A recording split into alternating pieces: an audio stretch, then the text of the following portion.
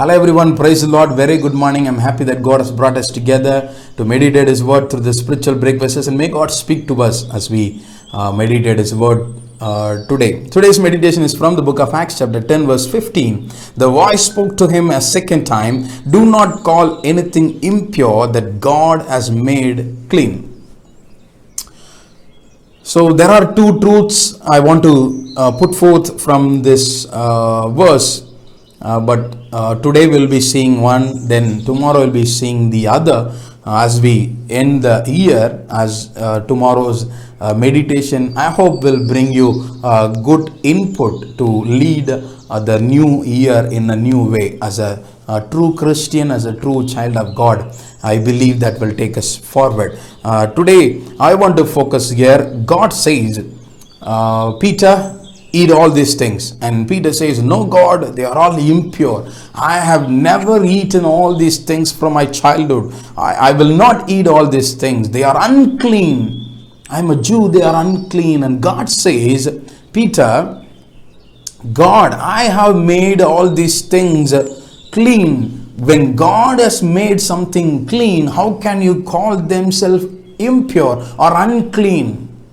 And God opens the eyes of Peter. My dear brothers and sisters, I have heard so many people say that we are not supposed to eat those meat, this meat and these things. Let me tell you, the Bible scholars, the biblical scholars say that God created Adam and Eve as vegetarians. They were just eating vegetarian food, and once God chased them away from the Garden of Eden, God gave them the cloth of skin cloth. God gave them the skin cloth, skin of the animal, and then after that they became the non-vegetarians, and God created all of them for them. In the Old Testament, some people say that in the Old Testament God has said we are not supposed to eat all this list of things, all this list of animals. The reason is, all these things were God wanted the Israelites to be separated from all the other nations they are living among. So God gave them the command in a way that they are seen separately. So when eating all those things were the rituals of the people living around them, God separated Israelites from them.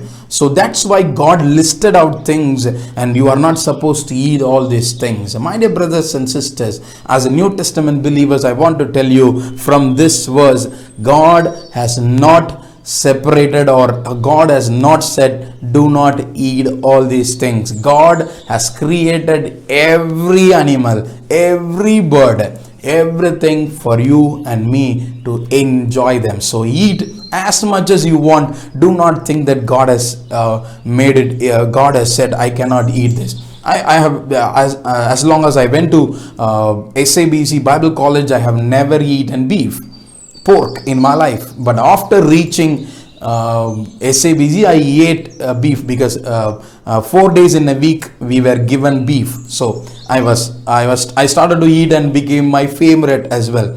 Then I started to eat pork with my friends, and I love it. I like it. It tastes well. So God never, don't think that if I eat all these things I will go to hell. If I eat only the lamb, the mutton, the chicken, then only I can go to heaven. No, God never said all those things. You can eat whatever you want. If it is so, Northeast people cannot enter heaven. Remember, they eat dog, they eat frog. They cannot go to heaven if we think all these things. So God has never said we cannot eat all these things. God has made everything for you and me. So cook them, eat them, enjoy their taste, because they are created for you. Amen.